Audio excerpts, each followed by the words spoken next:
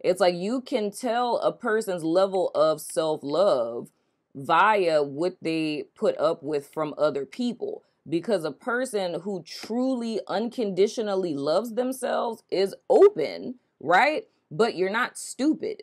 You know what I'm saying? You're not going to let someone take advantage of you, because you would be able to see when we're aware of what self-love looks like, we're also consciously aware of what it doesn't look like. And when we see that there's a person who's struggling with wounds such as this, you don't engage with that person because you're aware that I can't heal them because they have to heal themselves the same way that I did the work to heal myself. So you would choose not to engage with this because you know that the relationship would ultimately turn out to be toxic. You would know that a person is non-committal, not because they think they're just, you know, the shit and I'm so great and freaking awesome and there's so many people out here that could just love on the greatness of me. You know, it's not that. You know that at the root of a person who's non-committal and that ghosts you is a person who has no emotional depth, a person who does not love themselves, that also fears rejection.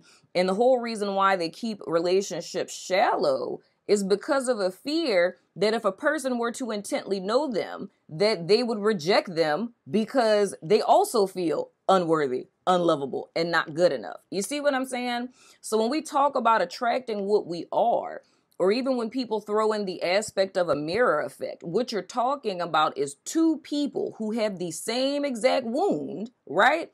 But they're just manifesting in two different ways. And the simple way to understand that would be like the heart chakra. One, it's like the same wound of rejection, you know what I'm saying, and fears of abandonment. One person manifests as a codependent that's always in relationships or always wants to be in love and, you know, martyr complex. Then you have another person who manifests as the God complex, who's just like, praise me, worship me, look at me, I'm awesome, I'm with you, now I'm not, I have a whole harem, you know, out here in these ethereal streets. You know what I'm saying? Why love superficially when we can go from hello to epitome, manifesting destinies and shit.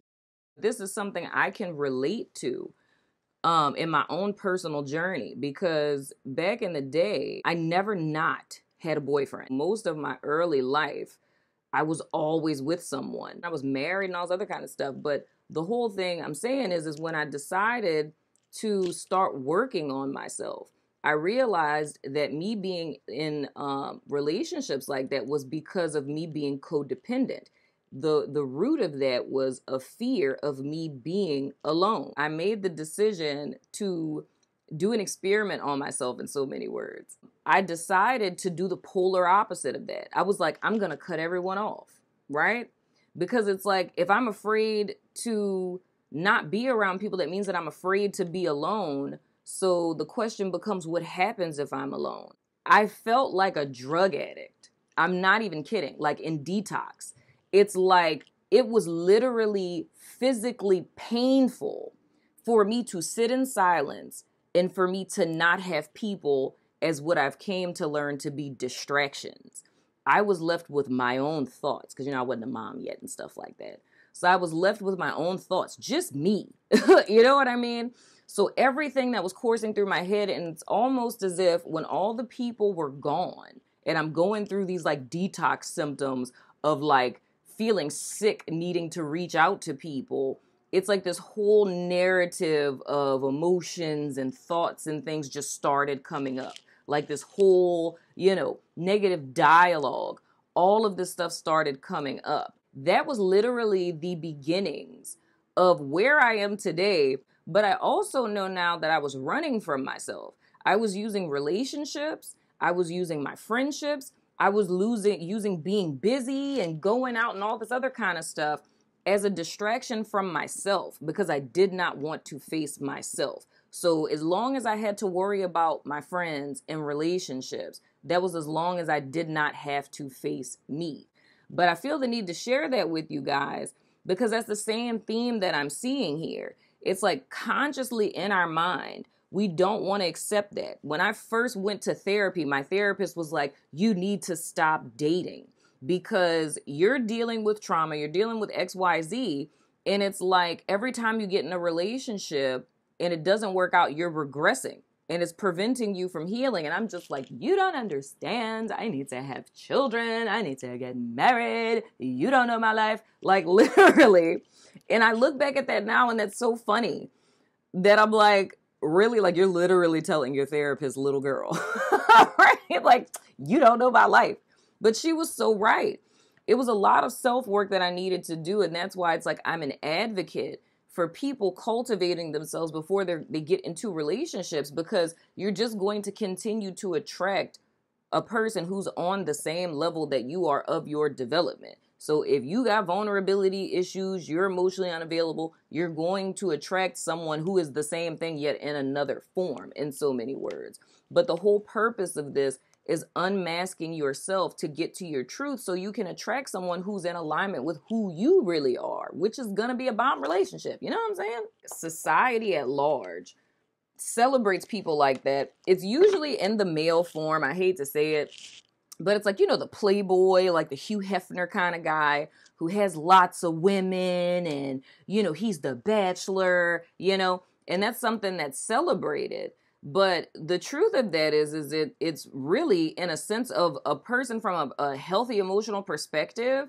it's like that's emotional immaturity and a lack of depth. You know what I mean? To have no desire to connect with people. So most people celebrate that as if, you know, that's a cool thing. But it's like, that's just another form of a masquerade. So the same way that a codependent utilizes, like I did, people and friends, you know what I'm saying, relationships and all that to keep me from looking inside myself and realizing that Princess really didn't like herself, and it was deeper than me not liking myself, y'all. I literally hated myself, and I mean that with my whole heart. Like, me going deep within, I realized that I literally despised myself, like hated everything I was, hated how I looked, hated how I talked, hated everything. Like, I felt like I was damaged goods, but yet I was constantly getting in relationships, and the pathology I was acting out was looking for someone to give me a reason to love myself.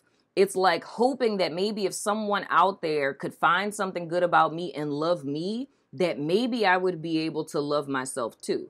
But how distorted is that?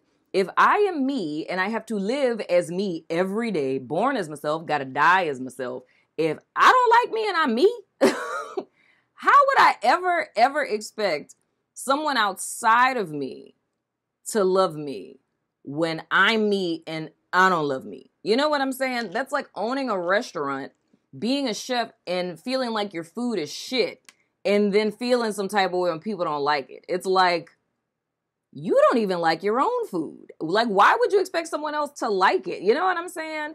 So I say all of that to say, it's still the two sides of the coin, man.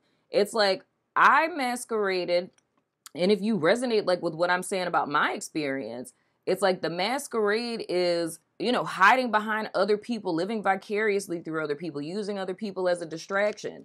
With the other person, their masquerade is in the shallowness, the illusion of love, just liking that newness and the freshness of a new beginning of a relationship and all the sparks and all of that stuff, but not wanting to descend into the truth of love, which is something that's cultivated. Chemistry is just that superficial stuff. It's the oxytocin connection and, you know, oh my gosh, it's like, I've never felt this way about anyone before and all this other kind of stuff, being swept away with emotion. That's just the superficial aspect of what true love is. What exists after that is work. It's truly getting to understand the inner workings of another person and honoring this person in the same way that you love yourself. You know what I'm saying? The same way you honor yourself, the same way that you respect yourself. But if you can't do those things for yourself, you are not able to do it for someone else because you don't know how to do it. You can't teach, you know, something that you yourself don't know how to do. You know what I mean? So you can't love if you don't know how to love you. It's just not possible. The first step to healing is awareness of the problem and acceptance that the problem exists and acknowledging it. If you can't do that, there's no hope of healing it. You know what I'm saying? And like I keep saying, you cannot love another person out of their pain. You cannot do it. I mean, if we really got deep with it, we could say spirit loves us unconditionally, and we just cannot accept that at all. It's like, I'm so horrible and bad and evil and sinful, or whatever your ideology is. There's no possible way that you can just love me unconditionally like that. And that's really the root of this thing, dude. The love that you're looking for. And this is like the last chapter of my book. I ain't gonna lie to you. That's what the whole chapter, The Hermit Effect, is about. Looking for agape love within Eros. The true thing you're really looking for is a reconnection with your creator. That's the foundation of our being. As long as you're disconnected from your true origins or your authentic self, you'll forever be out of sorts in life. You'll never feel like anything's really working. You'll never really feel in alignment until you're in reconnection with the truth of who you are. Not saying that you're fully ascended and extra woke and levitating and meditating on mountains and things of the sort. Not that, dude. Just knowing where home is, in a sense. And there's a connection to that and awareness of that through your heart space. It's like you having that gets you everything it is that you want, but it's more or less you've been looking for this type of love in the eyes of another human being. And you're not going to find what it is that you're looking for in the eyes of another human being. You're not going to find what you're looking for in the world. You're not going to find what you're looking for in a store, because what it is that you're really desiring comes within you. And the key that's so interesting is we play hide and seek with ourselves our entire life. And it's like we're looking out without, you know what I'm saying, to find the healing self or the person or the thing that's going to fill this void in us. But the one place that we never look is within, is the realization that we can't love ourselves. We can't love other people. Other people can't love us. Humanity is just in this whole calamity of relating to each other, because the whole root of the problem is the fact that we can't even accept to believe that there is a higher power that loves us unconditionally. We believe that we have to earn love, to be something other than we are, to fight, to be something, to prove who we are to someone. And we find it very suspicious if a person just loves us for no reason and we don't have to do anything. And that's the kind of love that we get from the Creator. This separation isn't really so much a separation just with this relationship. Yeah, it's manifesting in 3D like that. But on an even deeper level, it's the separation from one's self. It's a separation from divine love. It's a separation from the divine that's being perpetuated in one's life experiences. That's what it is that I'm seeing. And that's not just for you.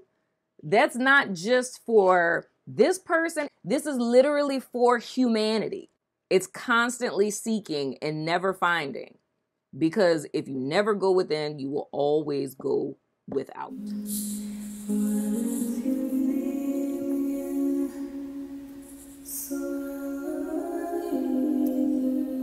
Why love superficially